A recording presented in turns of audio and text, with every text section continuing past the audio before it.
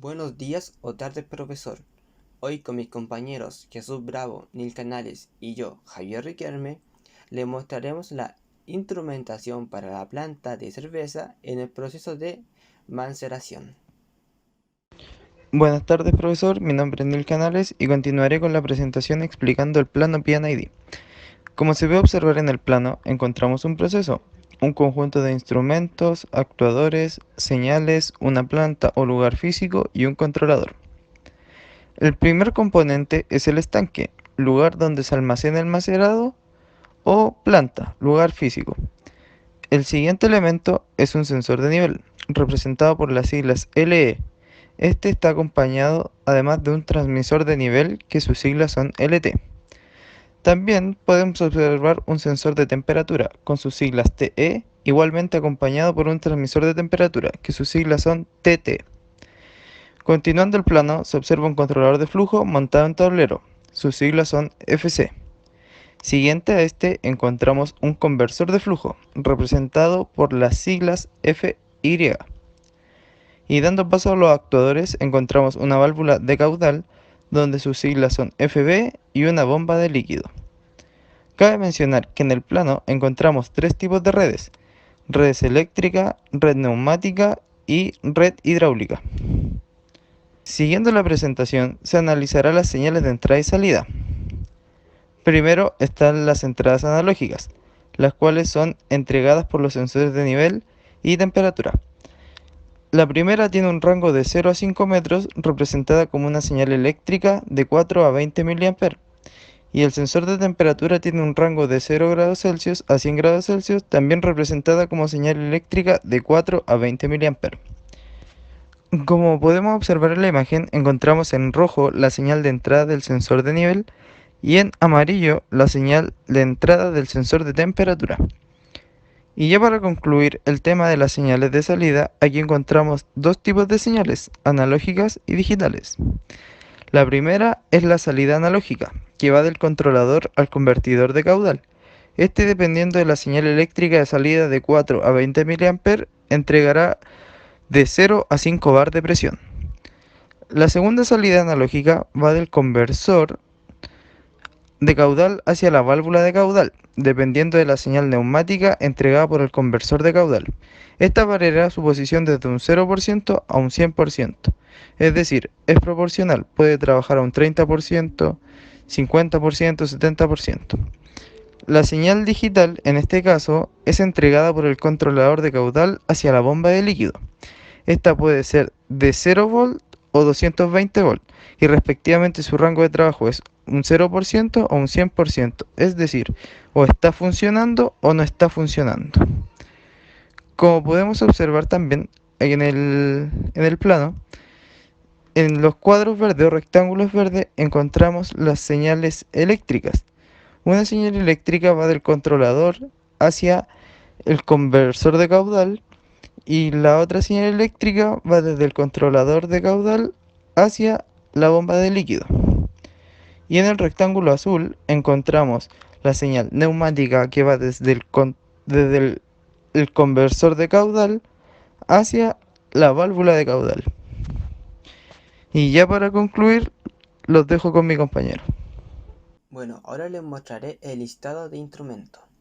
Para empezar tenemos el mini transmisor de nivel hidráulico FSN 232. Este instrumento es un sensor para restringidos y niveles de medición de agua y de suelo. Tiene un cable con un tubo de aire integrado para referencia atmosférica. Es un sensor de excelente repetibilidad y estabilidad a largo plazo. El siguiente a nombrar es un sensor para detección de nivel, LMS100. La característica de este sensor es la supervisión fiable del nivel del estanque y depósito. Tiene dos salidas de comunicación programable, una de ellas con interfaz de comunicación IO-Link, y además tiene ajustes predeterminados para agua y fluido a base de agua.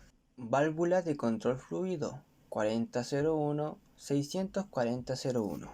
La válvula de control de caudal evita el exceso de fluido al limitar el caudal a un valor máximo preseleccionado. Independientemente de un cambio en la presión de línea, son válvulas de diafragma controladas por pilotos que se operan hidráulicamente. El control piloto responde a la presión diferencial producida a través de una placa de orificio instalada abajo de la válvula. Proseguimos con el transmisor de caudal electromagnético, PCEVMI. Las características de este transmisor es que no tiene piezas móviles, no tiene desgaste mecánico, tiene sección turbular libre, no tiene pérdida de carga adicional, pues es resistente a líquidos sucios. No necesita inspecciones y cuenta con respuesta rápida de 500 ms.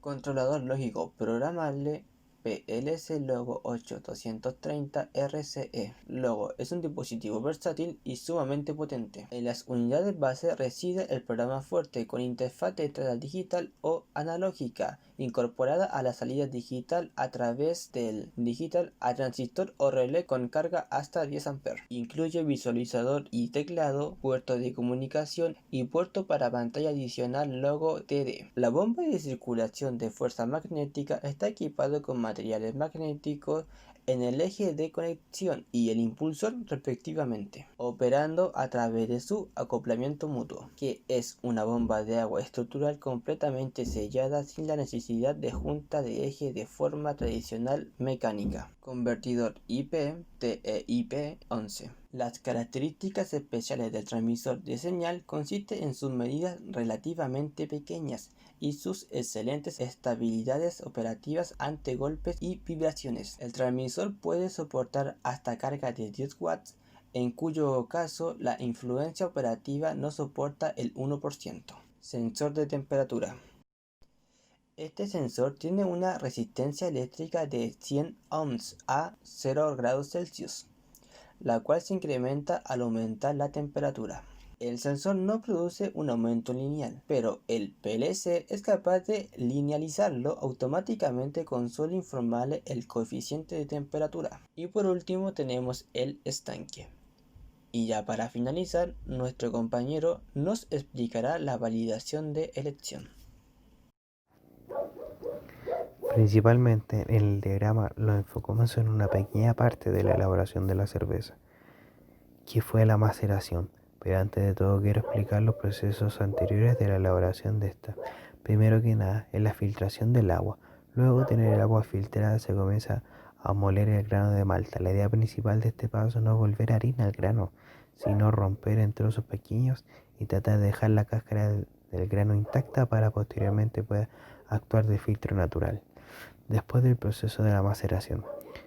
Este proceso sirve para convertir los almidones de malta en azúcares fermentables. Para dar una explicación del diagrama con lo anteriormente explicado, se da comienzo en el estanque con el agua filtrada y hirviendo en una temperatura entre los 50 y 68 grados. Al final del proceso suele subir hasta los 74 grados con los granos de malta molidos.